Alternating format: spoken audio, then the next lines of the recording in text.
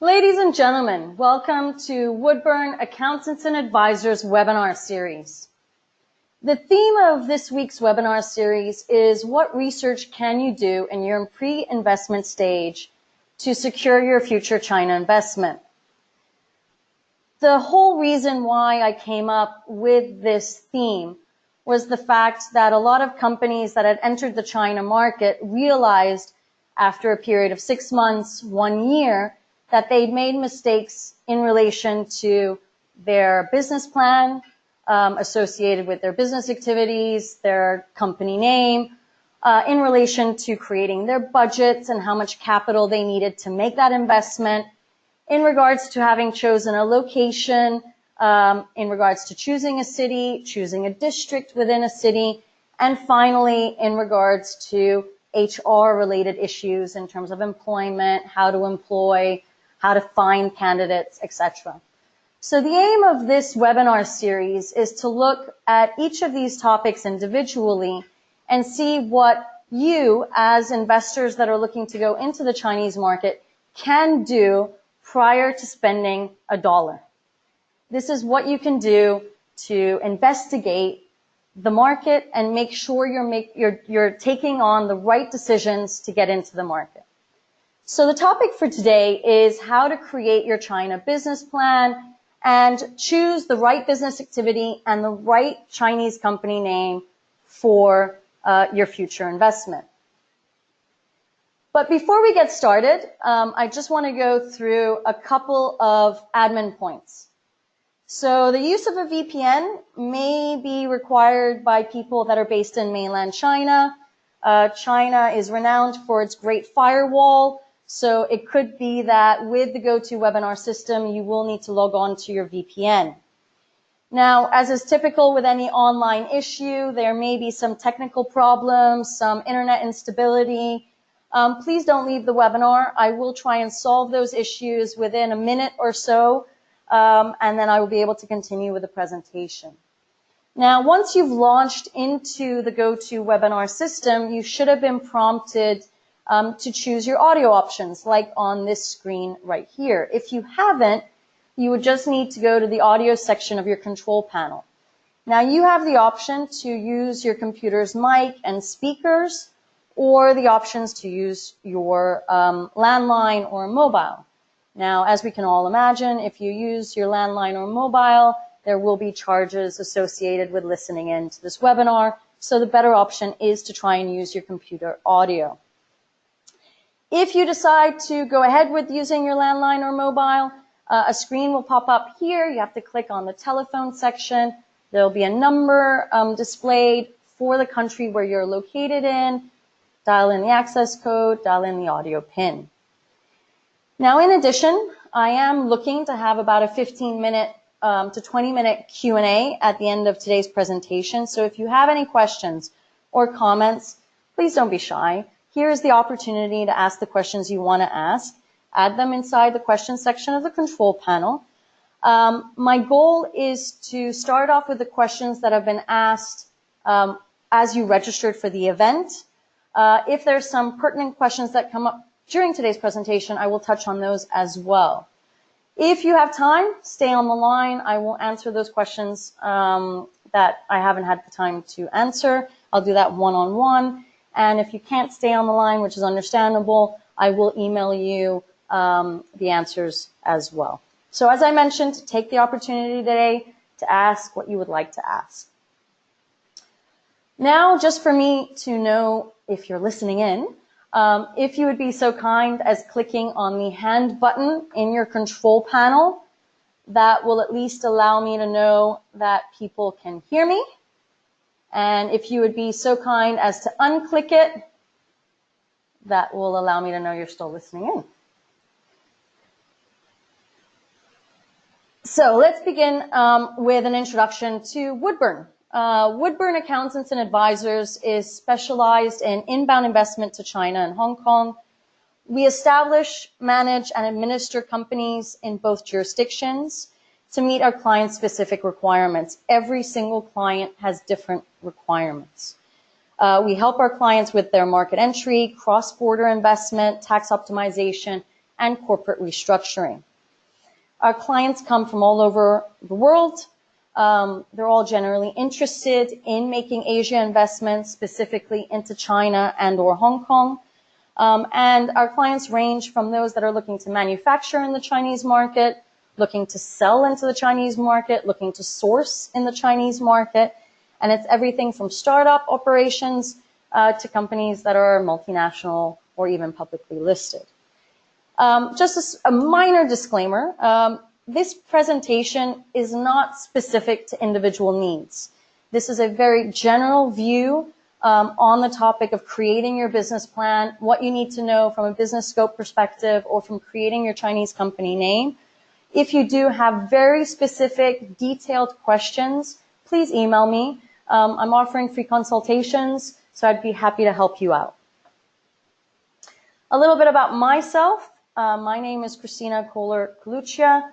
I have been advising clients on their market entry needs since 2003, so just reaching 15 years now.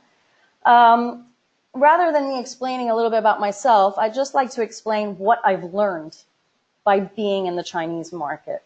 And you can imagine I've learned a lot over the last 15 years, but I do want to highlight 3 things that I would wish anybody else to learn as soon as possible when going into the market. The first is patience. As you can imagine, being a Westerner, going into the Chinese market, not being Chinese, you need to learn all about the cultural differences, and a lot of patience is required. It took me years to get the patience, and this is something I would recommend for anybody to learn immediately. A second thing I've learned is having an eye on detail. What you'll notice from today's presentation is that there's a lot of information that needs to be digested, and what you need to learn is to pay attention to the details on every single point. Like this, you will be able to go into the market and have minimal obstacles and minimal problems going in. The last point is succumb to the fact that problems will arise. Problems always arise in China. Obstacles always arise, whether it's government related, meaning new regulations come in on the spur of the moment and you need to adapt. Don't look for places to blame. This is actually something that's very Western culture oriented. We always look to blame someone versus looking for solutions, looking for loopholes to get around these obstacles. If you have also this type of attitude, you will be much more efficient in the Chinese market as well. Now, my goal throughout my publications and my webinar series is really to try and inspire, inform, and educate people that are looking to go into the Chinese market. You don't have to have fear. You just have to have a bit of common sense, and you need to do your research, and you need to look at all the information that's available on the market for you to make a proper decision on how to go into the Chinese market. So enough about myself, enough about Woodburn. Let me educate you today on how to create your China business plan, choosing the right business scope, the right business activity, and the right Chinese company name. And on today's agenda, we'll be looking at the whys and the how-tos in terms of doing that. So I think for anybody that has ventured into a new market, whether it's the US, Europe, Middle East, Asia, we all know that a business plan is necessary. But I can tell you openly today that probably 90% of the companies that come to me looking to invest in China do not put any points down on a piece of paper that resemble a business plan. Everybody keeps everything in their heads. And when there's then a change in structure or you get bought out, there's nothing on paper that guides you through the development of your business. And this is to say, I mean, I'm telling you this out of China, but I can imagine it's also associated with many other jurisdictions. It is tedious to put your vision down on paper in terms of what you want to do in the Chinese market. But it helps you to manage and grow your business. It helps you to attract investors in terms of financing, And more importantly, it also helps you to attract managers and staff. So again, everyone will get a copy of this presentation later, but just remember the importance of really putting things down on paper. And allow me to go a little bit more into detail about why that's so important. The first is to clarify your direction. Now, clarifying the purpose and direction of your business, it allows you to understand what needs to be done in order to have forward movement so that you don't get stuck or blocked somewhere. Clarifying can consist of just a simple description of your business, your products, the services that you want to offer in the market. It can even be even more detailed, looking at exact product lines, exact services you offer. It would even be good to know what is your ideal customer going into the Chinese market. Now, I'll give you an example of Woodburn. We're kind of unique in the Chinese market in that our focus is solely on inbound investment. My clients, although they are in the Chinese market as well, most of them are not yet in the market. So I'm not marketing to Chinese publicly listed companies or Chinese SMEs. I'm focusing on international companies outside of China that are looking to go into China. So you've got to understand who your clientele is. Is it the Chinese in the Chinese market? Is it the Westerners that you're focusing on? You've got to detail this out. Creating the business plan also allows you to have a future vision. Businesses evolve, businesses change, businesses adapt over time, particularly in the Chinese market where there are consistent changes to regulations. And you've got to factor in future growth, your future direction into the business plan, right? Create economic scenarios, create the what ifs. And this doesn't have to be 20 pages long for each what if. If you have a small paragraph highlighting, if this were to occur, we would need to take a new direction and focus on X, Y, Z. From my perspective, the clarifying direction is kind of what you're looking to do in the short term, what you're looking to do now, and the vision allows you to look at what you want to do in 5 years' time, 10 years' time, and looking at certain economic scenarios.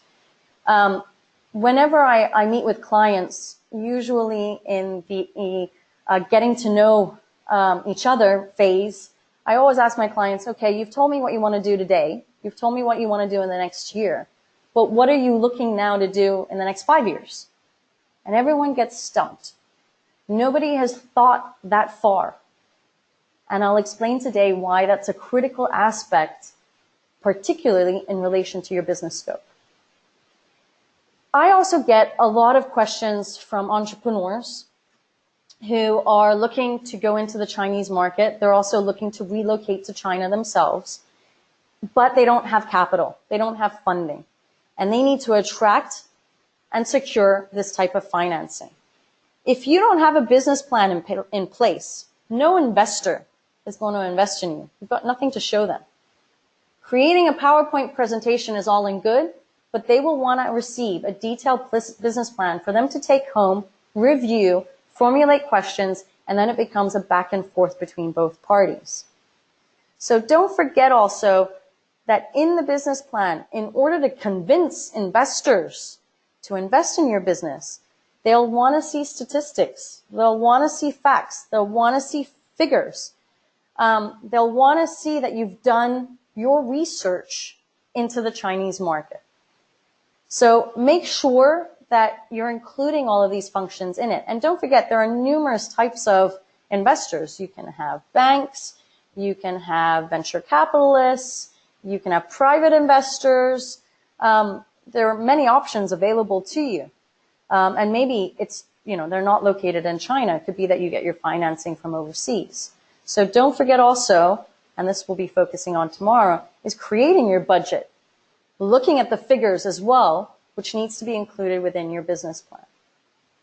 Now, to build up your business, you're going to start off by yourself, right? Let's say you're a company in the UK, you're looking to go into the Chinese market, you need to hire that first staff member, right? How are you going to convince that first staff member to basically work for a startup in the Chinese market? How are you going to incentivize them? How are you going to attract them? And most of the time, you need to show them some form of your business plan based on their position and what their responsibilities are going to be to entice them to come and work for you. It's not just team members. It's also working with third-party providers. Let's say suppliers in China. You're new to these suppliers. Why should they work with you? Why, what's the incentive for them? Customers in China. What is their incentive to work for you? And sometimes you do need to show aspects of your business plan, and hence it's better to write these things down. Managing your company, and this is where I'm kind of the expert in, managing your company is also really important. You want to have in your business plan an organizational structure, which includes your organogram. What are the titles of the people that are going to be in your business? Okay, maybe for the first year, you're only going to have one staff member, but who knows? Maybe you're so successful in the Chinese market so quickly that you need to build a team faster than you expected. You've got to build up this organizational structure. In addition to that, you need to have in your business plan goals, targets, operational milestones, so that you can give your staff members, these first people that you're hiring, key performance indices, right? What should they be reaching? What should their goals be? And this should be all incorporated within your business plan. The business plan is also there to help you maintain focus, right? Obviously, it helps you with product information, manpower, financial estimates, but it's also there in case of change. Now, even those that, 10% that actually does create a business plan, they have that business plan because they use it for the incorporation process of their China entity. Then they lock it up in a drawer and they never look at it again. But the whole point of having the business plan is something that you look at on a month-to-month basis. Are you achieving your targets? If you're not, how should you be changing your business to achieve it? If you are achieving it, is there anything you should amend and adapt to grow even faster? The business plan is there to become a flexible tool for you to update, change, and amend your focus. And the last is fueling ambitions. I think there's no better feeling in the world than knowing you're on the right track, that you're achieving your targets, you're achieving your KPIs. You can only do that if your goals are actually written down on a piece of paper. They might be in your head, but the minute you hire your first staff member, you've got to, pass those goals and targets to them and have that type of open communication. So putting something down on paper is critical. Now, I do have people asking me how to formulate a business plan. So I've highlighted here what is, in my opinion, the critical chapters that should be included. So, an executive summary, a company description, market analysis, market research, which again, many companies don't do before going into the Chinese market, looking at the organization and management. And the organization and management is the chapter that I will reflect on looking at the business scope and the company name. You should have a chapter on services or products, marketing and sales strategies, funding requests, if you do have a request to obtain funds, financial projections, and then appendices for anything you've collected throughout that research. Now, before we begin kind of on how to formulate your business plan for the Chinese market, I just want to reiterate here what I said earlier. Business planning is most effective when it's an ongoing process. Not something you do, you enter the market, you incorporate your company, and you put the business plan away, and you never set eyes on it again. In addition, the business plan should be something that you amend and adapt. So if there are any circumstances, events coming up, like changes in the regulations, you amend your business plan automatically. It also means you amend your targets. It means you might have to amend your financial projections, etc. It's something that you amend on a month-to-month basis, on a quarterly basis, as you wish, but on a frequent time scale. Now, if you are able to react quickly and you are able to amend, add, and remove chapters or clauses within your business plan, then, these are certain situations that might arise in order for you to do that. It's, outline changes that you want to make to your business. You're finding that you're selling 5 products. 1 product isn't working. You want to eliminate it from the Chinese market. You take it out. It's going to affect your budget. Potential changes to your market, your customers, and your competition. You might have done your market research prior to entering the Chinese market, but you got to keep doing that research on your competitors, right? You want to make sure you know what they're up to, and maybe it will inspire you to change something also then in your company, in your business plan. Set up your objectives and goals for each coming year. That will, just setting up your objectives and goals allows you, to update your business plan. It helps you create your goals, your targets. If you have, for example, started off your 6 months in China and you found issues or problems, for example, you can't hire anyone. No one's interested in working for a startup. That's the trend that I'm seeing in the Chinese market. It's difficult to hire that first person. What are you going to do? Maybe you have to start off with a part-time, which means that the growth of your business won't be as quick. So, every time that a circumstance arises, you got to amend your business plan. Maybe there are operational changes or changes to your current status. What you've been promised in terms of funding is not going to come up. Maybe your investor won't give you the funds or won't give you the funds in the breakdown that you've expected. So you've got to update and change your business plan. Now, I'm going to give you a couple of tips. These are my tips, particularly for the Chinese market. So the first is research. It is your responsibility to know everything you can about your business, the industry, before you're entering and ongoing as you are entering the Chinese market. Read everything you can about your competitors, your audience, how successful your products or services will be in the market. Research is a vital aspect, and this is what needs to be done prior to investing in the Chinese market. A lot of research can be done online, but it is also a matter of talking to people in the Chinese market to help you garner more research and more information. My belief is that knowledge is power. The more you know about regulations, legal issues, tax issues, HR issues, your own business issues, the more successful you're going to be in the Chinese market.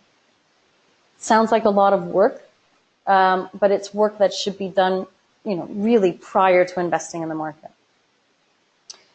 Determine the purpose of your plan, all right?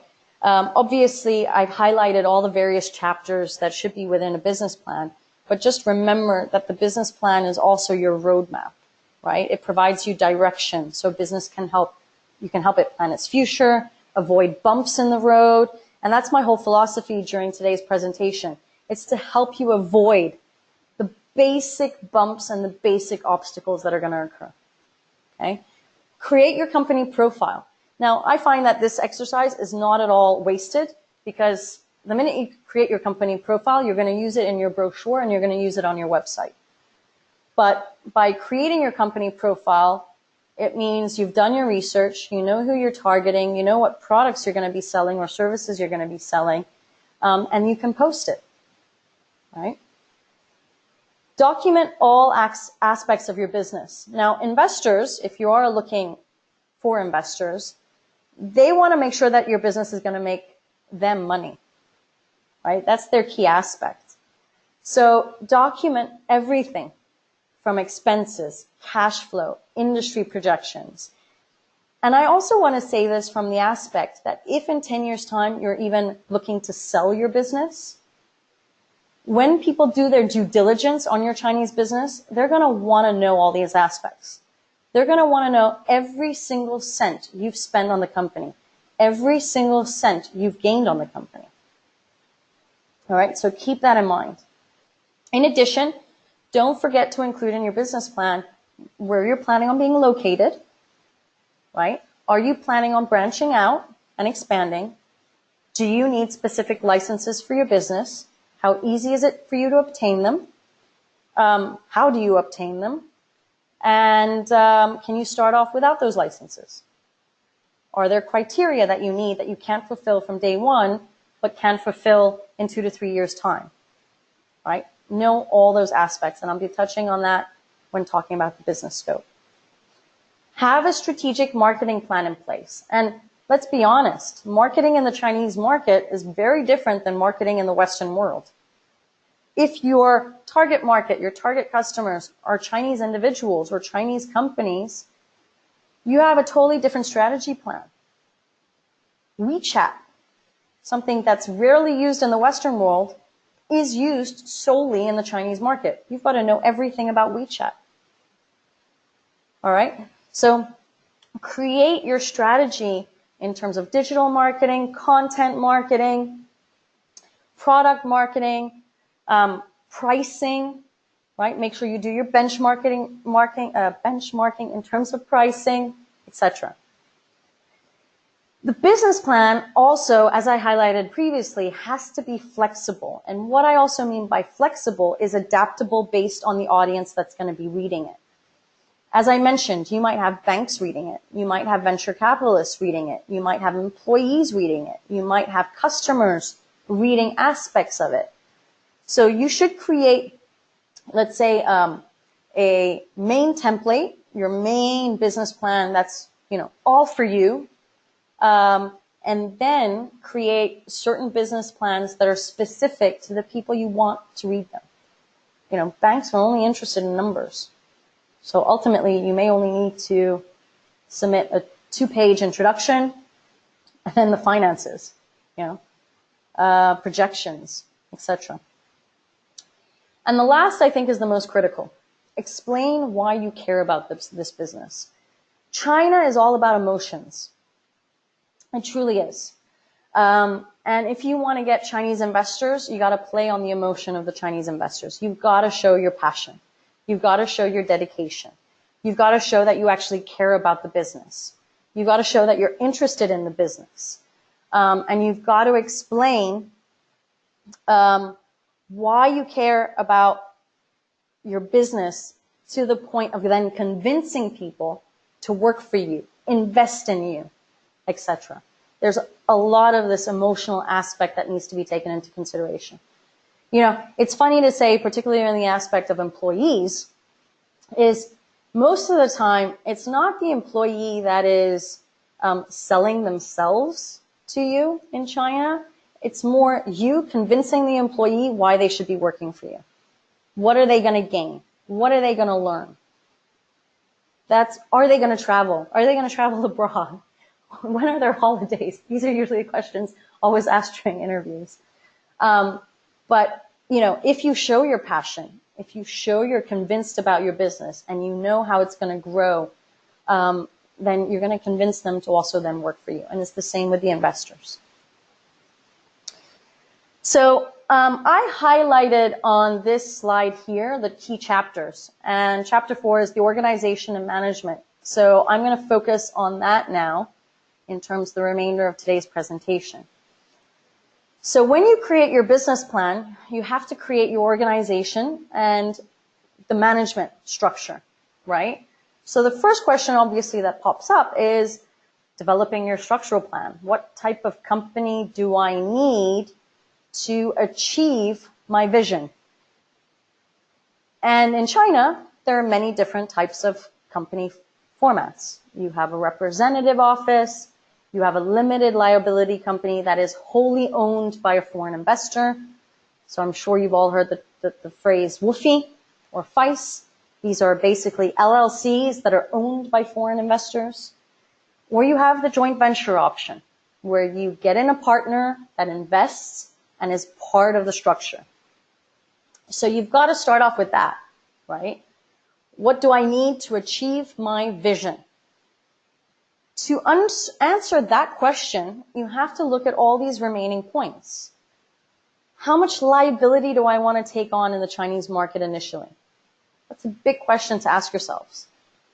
I word it in a different way.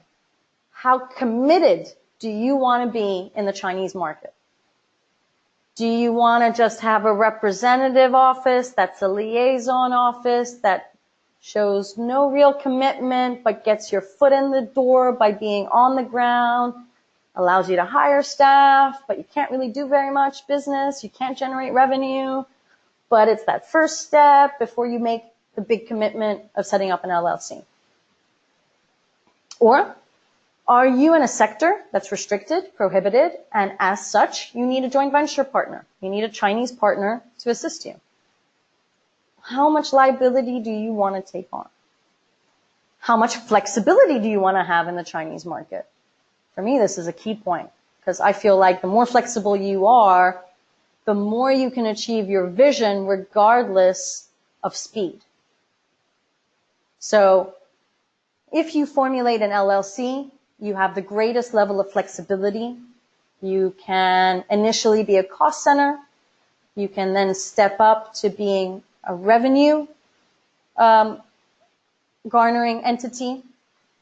You can then step up and have expansion possibilities by setting up branch offices throughout China.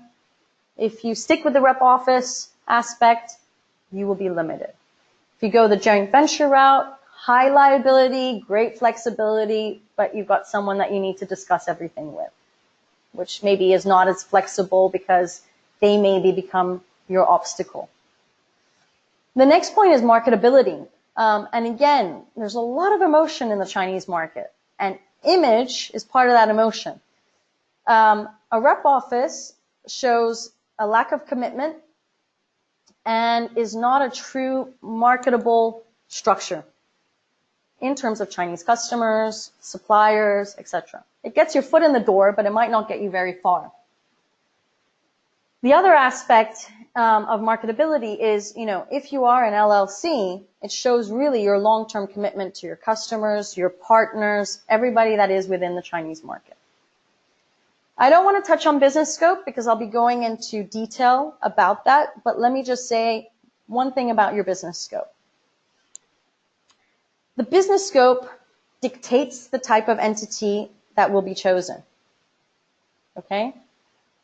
Because the business scope will highlight what you can and cannot do in the market as a foreign investor. It's extremely important to have a broad but encompassing business scope that doesn't prevent you from being flexible. Audits at the end of the year, the auditors will check, or let me rephrase that, should be checking your business scope against transactions that have been occurring, making sure that you are within your scope. So your business scope is an extremely important aspect to your business and what you want to do in the market. Registered office address is something I'll be touching on Wednesday. So again, I don't want to go into too much detail except saying the following. Virtual offices are illegal in China. Point 2, when you choose your registered office address, please remember that there are legal consequences and tax consequences associated with that address. So you want to, first of all, choose the right location, but number 2, you also want to choose the right district and hopefully the right office for your business, both in the short and the long term, if you possibly can. If you can't, then at least be aware of the legal and tax consequences around that if you want to change addresses. So if that is a topic that is of high consideration for you, then please do register for Wednesday's webinar.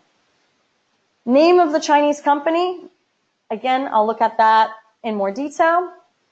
Total investment in registered capital, I'll be looking at that in tomorrow's webinar.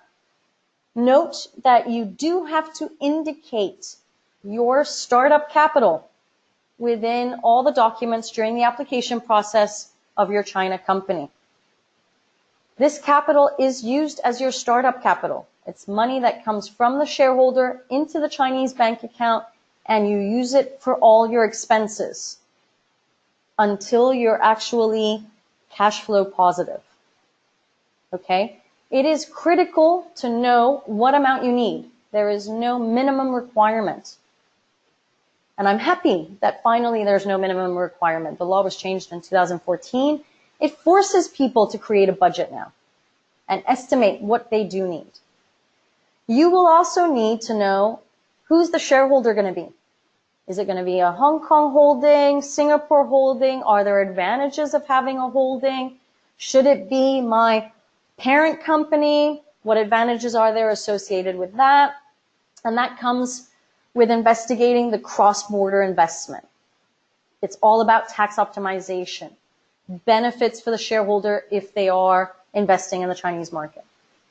You've got to know who's going to be the authorized signatory on behalf of the shareholder, especially if you're a larger organization and you have 10 board members. Choose one, please. Otherwise, life will be a mess. Within your corporate structure, you've got to know board of directors, legal rep, general manager, supervisor. Now, I haven't added that in in this week's webinar series because I've already done a webinar with the China-Britain Business Council specific on all of that. Shareholder, signatory, BOD, legal rep, general manager, supervisor. So if you are interested in that topic, the recording is on our website as well as on our YouTube channel. Human resources issues. A representative office only allows you to hire 4 Westerners. They only grant 4 visas for Westerners, whereas a LLC grants you as many as you like. But it's not as simple as that. You have to prove why you need these Westerners on staff. Ongoing operational costs, that helps you with creating your budget, right? And you've got to know, during your startup phase, which I usually calculate as a 3 to 5 year period for people that are coming into the Chinese market. And that's, again, my average is 3 to 5 years for the clients that I've handled. You got to know how much capital you need to make you survive for those 3 to 5 years. So let's go now into the specifics about a business scope. So the first thing you've got to do is you've got to understand China's business licenses and activities. You've got to understand the negative list catalog. And finally, you've got to understand what is the right activity for you. There are several license types to choose from in China, including professional services, consulting services, commercial, e-commerce, manufacturing. Each category has a number of permitted activities associated to Western firms. So let me give you an example. Professional licenses would cover recruitment. It would cover restaurants. It would cover construction companies. These types, or urban planning construction companies. These types of activities are still restricted in China, except in the free trade zone, and hence you would need a joint venture partner. The commercial and e-commerce licenses, as well as the manufacturing licenses, all depend on product type, whether your product is restricted, prohibited, or permitted. So you've got to be aware of that. Now, I'm going to start now also on my tips because this will guide me through this page.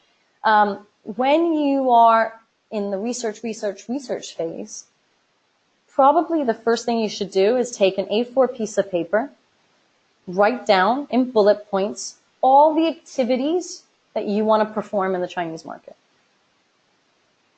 The second is write down all the products in an ideal world that you would like to sell or buy in the Chinese market. Services. What services would you like to perform in the Chinese market? By doing this activity, it will allow your lawyer, your advisor, whomever, to already check the negative list catalog to tell you what is permitted for a foreign investor and what is not.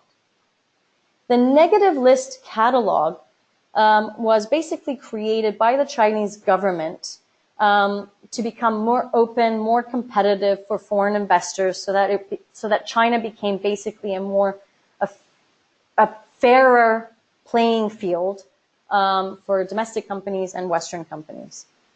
It's been a slow process. Started off in 2013. And every year there are amendments to the catalog where more items get released into the permitted category. The catalog basically highlights what is prohibited and what is restricted.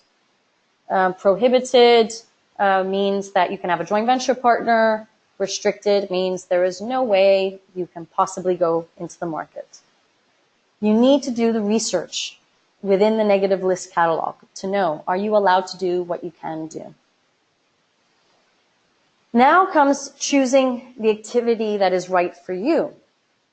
So we have to all get away from the fact that in the Western world, you can write something on your business license that says like public relations and communications activities. And ultimately, no one's going to stop you if you do marketing, events, any service loosely based around PR and communications. All right? China's not like that.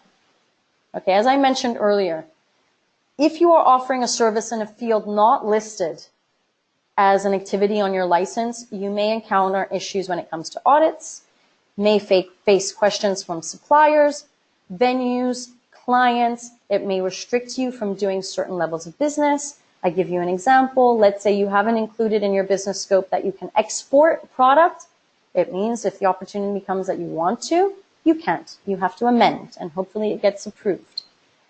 Ultimately, you may risk fines. You may risk legal action. Now, I'm saying all of this to kind of scare you, because what I want to actually highlight is the fact that it is so different from the Western world. Are there loopholes? Yes, there are. And that's the whole point of working with a lawyer or an advisor. It's to help you find those loopholes.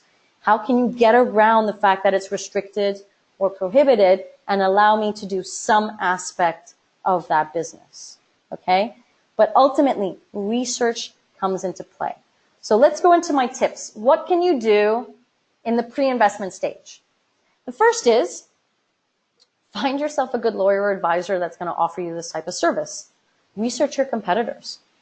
Well, first of all, research who your competitors are in the Chinese market, whether they're domestic, whether they're foreign invested. What you can do is have your lawyers or your advisors go into the government bureau website, look at their business licenses, investigate their business scopes, and understand what they are doing. Okay? This will then guide you on how to formulate and create your own business scope. Obviously, the first step, like I said, is take a piece of paper, write down all the activities and product services you wish to perform now and in 5 to 10 years. Why do I say now and 5 to 10 years? Because you want to include your business scope, everything. Even if you don't want to do something today, have it inside so you don't have to amend it later on. Okay? You want to have as broad of a scope as possible that you don't have to amend anything later on. Amendments are a process that usually takes between 8 to 12 weeks to complete in China, which means you're waiting 3 months to actually do this business. Whereas if it's already in your scope, you can do it straight away, unless there's an additional license which needs to be applied for. All right? By looking also at what your competitors are doing, you can see if they have any additional licenses they've applied for. Let me give you an example. If you're in the food and beverage sector, you will need to, first of all, specify what type of food and beverage items you are importing. Let's say, if you are importing wine, you have to get a specific wine license to be able to import. If you are importing rums and vodkas, I've forgotten the term for that, rums and vodkas, spirits. If you're importing spirits, then you also need a specific license for that. If you are, let's say, like myself, Woodburn Accountants and Advisors, if you are in the accounting sector, you need to have an additional accounting license apart from your business license. Okay? So you need to understand all of this. Now, these licenses, in order to apply for them, there may be specific criteria which you have to fulfill. All right? So you have to find out what those criteria are, and at what point of your business strategy can you fulfill those criteria to then apply for that license. And the biggest question then comes in that interim period up until you can fulfill that criteria. Can you still do some form of that business? Can you keep it perhaps under the radar? Can you reword the service on an invoice? Lots of loopholes are available, okay? But as I mentioned, make your scope as broad as possible. Now, the final point is what I like to do is I like to add everything inside the business scope, everything imaginable that my client is looking to do over the next, now and 5 to 10 years. You need to be prepared that the government will come back and say, you've got to amend the wording of this activity. You've got to adapt it. You may need to downsize. They may say that one term can encompass 5 or 6 of those terms. But if you get this feedback, then you also are sure that you're doing everything correctly. There's no need to hide anything from the government. The government is there actually to provide you with feedback and give you advice on what you are really allowed or not allowed to do, and what can be encompassed underneath certain terms. Okay. Keep in mind, besides the additional licensing, if you want to do e-commerce, you need your website up and running in order to apply for the ICP license. If you want to do retail, you need to have a retail lease agreement available when you want to do retail. So if your objective is to eventually do retail, it's in 5 years, then we'll have to add retail at that point, because at that point you'll have a lease agreement readily available. You're not going to sign a lease agreement today and not do anything with that property and still pay rental amounts. So keep all of that in mind in terms of tips. This is everything that you can do prior to making that investment, and then being sure of what you're actually planning on doing in the market. Now, obviously, business scope is an extremely important aspect to formulating your business in China, knowing what you can, what you cannot do. But also creating your Chinese company name has its own quirks and intricacies involved as well, and we're going to lead on to that subject now. So, in the words of Shakespeare, what's in a name? When doing business in China, a lot. The key will come down to, though, as I mentioned earlier, who's your target market? Who's your target customer? That's actually really a critical point, because Woodburn, we don't market to Chinese companies. We market to foreign companies that are looking to go into China. Most of you don't speak Chinese. So by me giving you a Chinese name, it's not going to have a great image. You're going to feel more security working with a Western brand than with a Chinese brand when going into the market, or so I assume. That's my research that I've done. So you've got to first know, how vital and important is your Chinese name going to be? Okay? If it's of absolute importance, you're going to build your brand around that Chinese name, then really you need to take this seriously. So, in China, the first step when you're incorporating your company is the company name registration process. In Shanghai, for example, on average, I believe the statistic is that there are 12,000 companies registered every month. I may have gotten that statistic wrong, but the number is there. I mean, there are millions of companies alone in Shanghai that are registered on an annual basis. So you can imagine how difficult it is to find a Chinese company name that is between 2 and 4 characters that's available. Okay? On top of everything else, you've got to make sure that name doesn't sound like any other name that it's already registered. Okay? It's not an easy task, and it is not a quick task. So let's look at some of the considerations. Okay? The first is, when you register your company, you have to have a Chinese language name registered. So Woodburn, we have a Chinese name that is registered. I didn't take the process seriously because besides it being on my VAT invoice, I don't use it for marketing purposes. And no one really is ever going to know the Chinese name unless they really look at my invoice carefully. All right. For those that it matters, you've just got to remember the Chinese language is the one that's being registered. If you want your English name to have a certain level of validity, then when you create your company CHOP, you can have both names listed on it, your English name and the Chinese name. The format of your name is, again, also very, very specific in China. You have your company name between 2 and 4 characters, the business type, the city of the formation, and then company limited. Everything that is in the square brackets is something that is fixed by the local government for foreign invested companies. That's the format for all foreign invested companies that are going into the Chinese market. All right. So business type could be management consulting. It could be recruitment. It could be manufacturing. City of the formation is Shanghai, Beijing, Suzhou, etc., and then company limited. Usually the English name follows the formatting then of the Chinese name, even though it is not actually registered. The company name must be different than any other registered in your same kind of business. It is often surprising, truly surprising, how many good names are already taken, particularly if you hear that there are about 12,000 companies registered in Shanghai alone every month. For this reason, we, for example, ask our clients to create a minimum of 5 names. I try to push for more, between 10 and 15 names, to be submitted.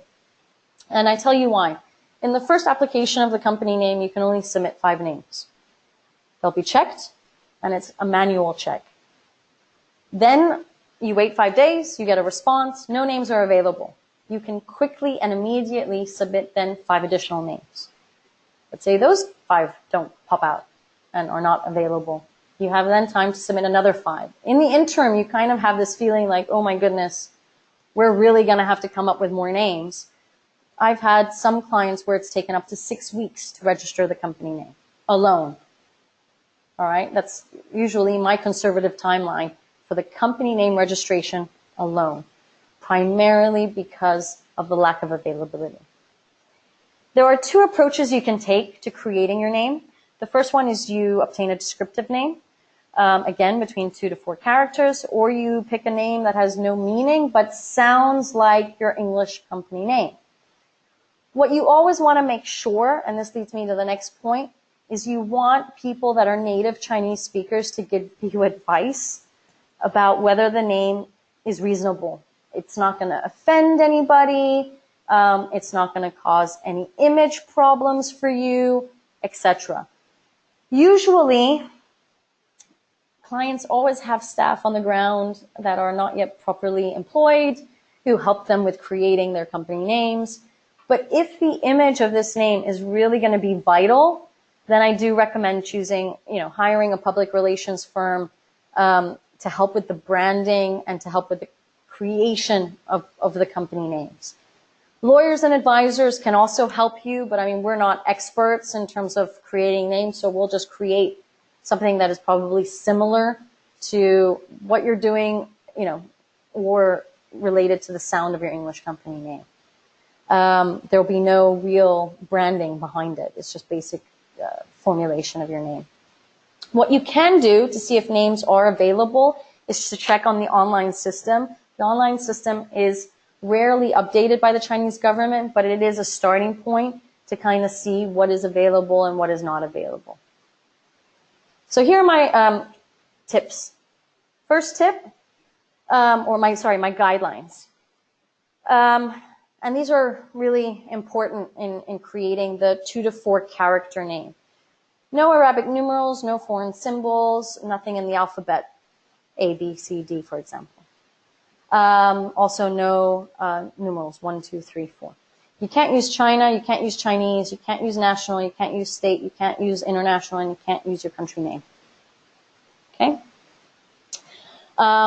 This is why it's very important to really come up with something obscure.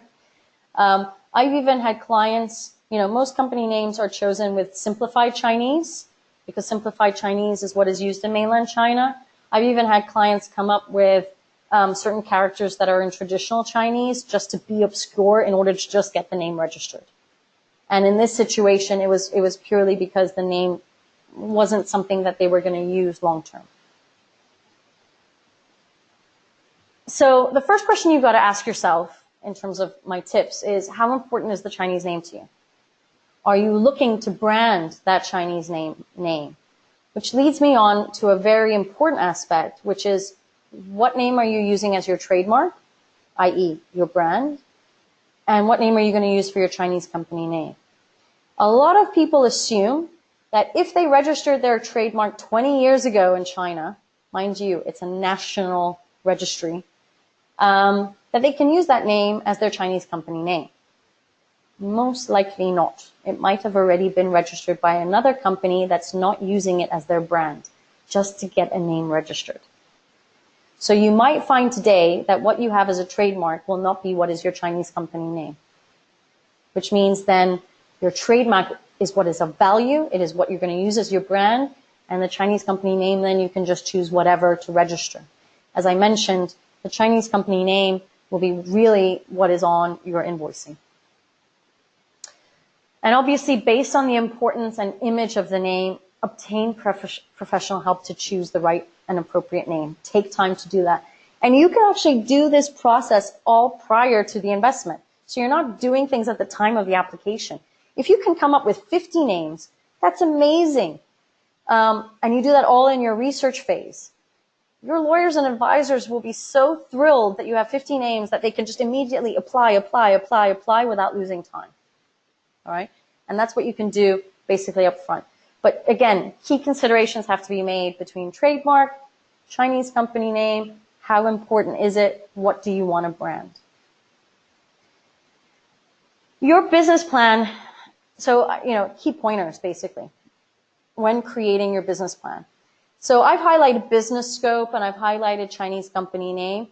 But as I mentioned, in terms of the whole organization and management, I believe I had written down 16 points that should be researched just under the category of organization and management to get your business up and running.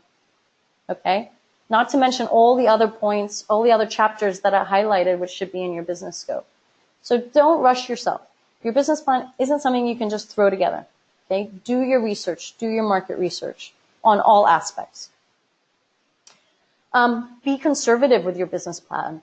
Enthusiasm is great, but not when results disappoint. So, I highlighted that one of the important aspects to sell to investors is show that you care, right? Show that you care about this business, but be also slightly conservative when you're creating that business plan, okay? Be enthusiastic when presenting it, but be conservative when creating it. Always have a little bit of wiggle room within your plans and objectives. So like I highlighted before, create a business plan that's for you, you alone, then take bits and pieces out and put them into the business plans that are specific for investors, specific for employees, etc. Monitor, evaluate, and reforecast. Okay, please don't put your business plan once it's created in a file drawer and never look at it again. Right? Amend it. Adapt it, whether monthly. I even think for small businesses it should be done weekly because things happen so quickly in the Chinese market. And be prepared to edit it. The business plan is not something that's fixed. It's something that's flexible, that allows you to amend, adapt, evaluate, reforecast. It gives you this flexibility so that you keep on achieving your vision and that you can grow your business. I usually end my presentations with keywords, kind of like a summary of what should be your takeaway from this presentation about creating your business plan and what research you can do. So the first is market research. As you can see, there are a lot of chapters that you have to fulfill within your business plan. Each chapter requires research, requires analysis. In order to achieve that research, build a network in the Chinese market, right? Find yourself a lawyer, meet with lawyers, meet with advisors, meet with HR professionals. Investigate your competitors.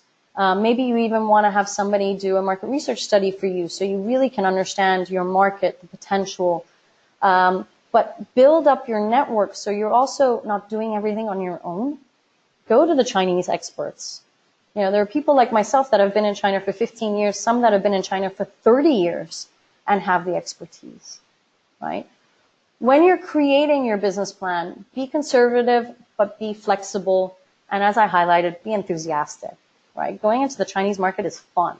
Like I said, there are obstacles, there are problems going to occur that you've probably never experienced in the Western world. But, you know, have a sense of humor, have fun, but again, be conservative, be flexible. And last but not least, create the business plan, monitor the business plan, evaluate it, and always reforecast. All right? So that's the end of today's presentation. So if you don't mind, I'm going to just start highlighting some of the questions that came in as people were registering for the event. So the first question that came up was, what are the key questions a Chinese investor will be considering when looking to invest?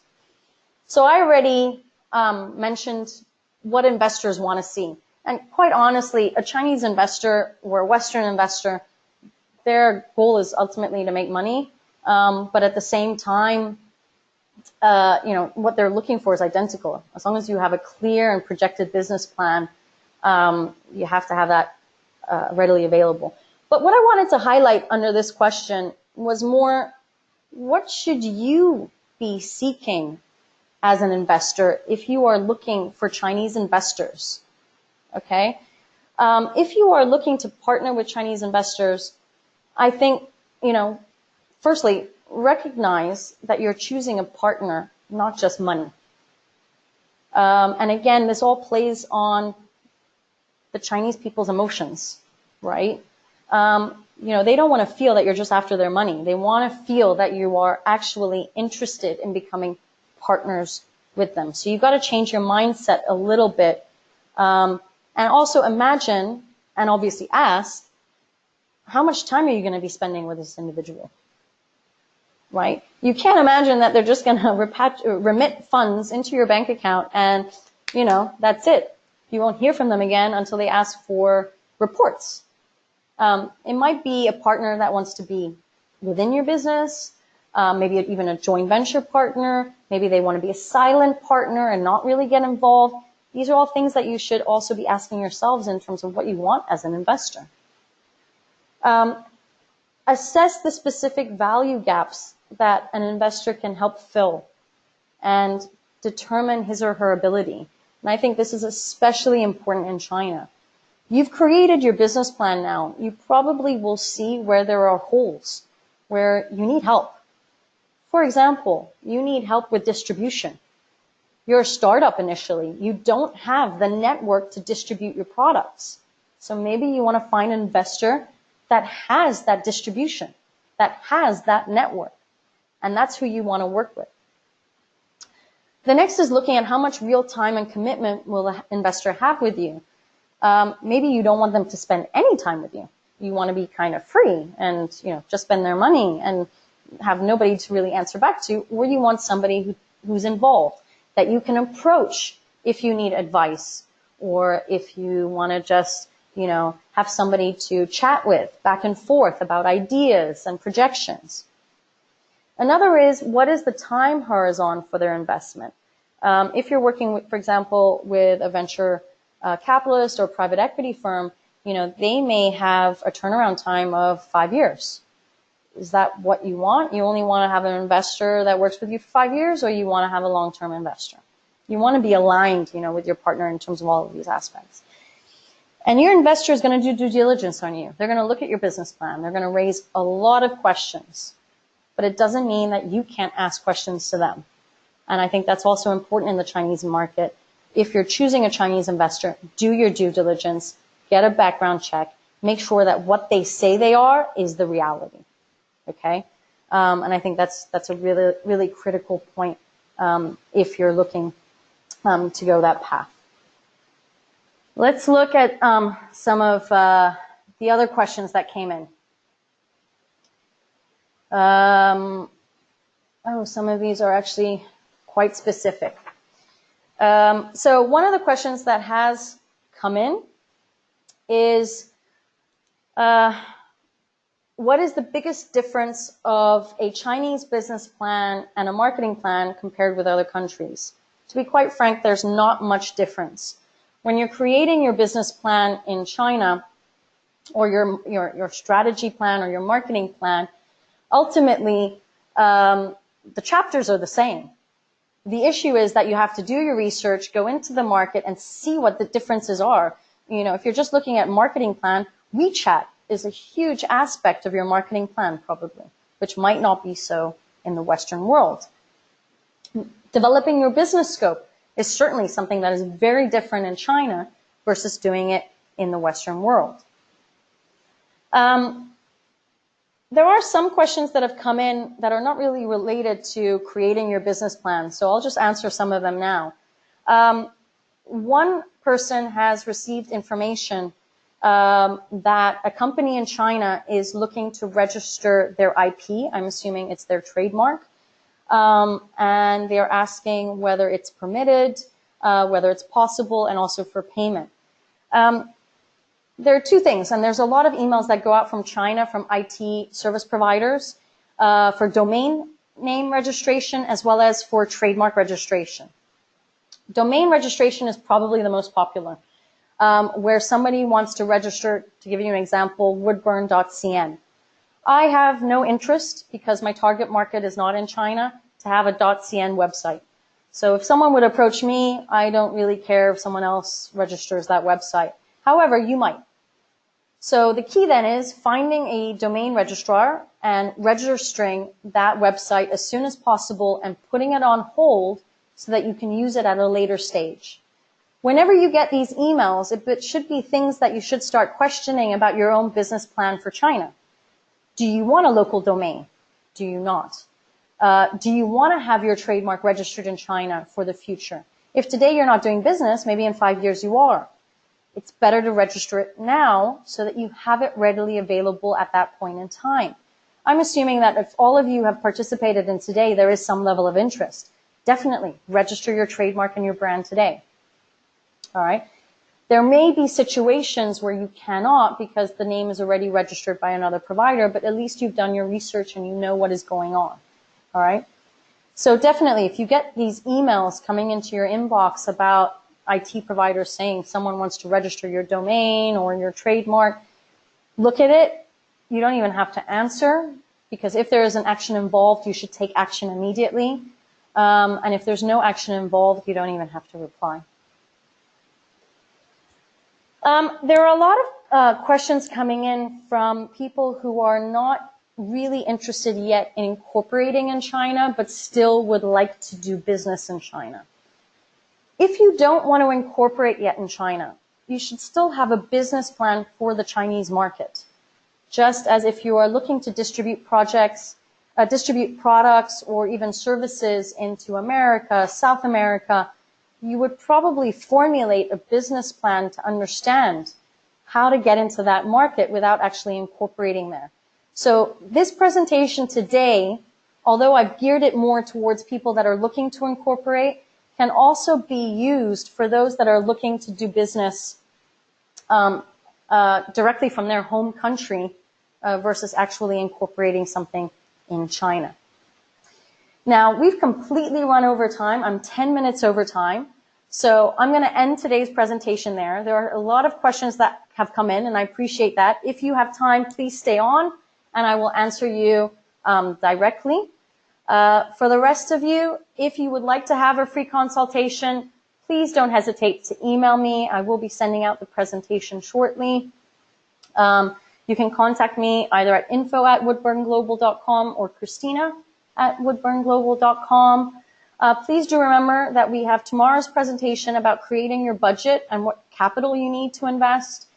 I'm then looking on Wednesday at choosing your right location, and on Thursday about finding the right people and how to hire people. So do join us if today's presentation was at all useful. And last but not least, if you liked our webinar series and you want to know what other free marketing initiatives we are doing, subscribe to our newsletter. It's on our website. Just insert your email or follow us through all the social media channels we're in. You can also just follow me if you wish. So I would like to thank everyone. I really appreciate that you've stayed over time with me, and I look forward to hopefully seeing you later on this week at our other presentations. So thank you and goodbye.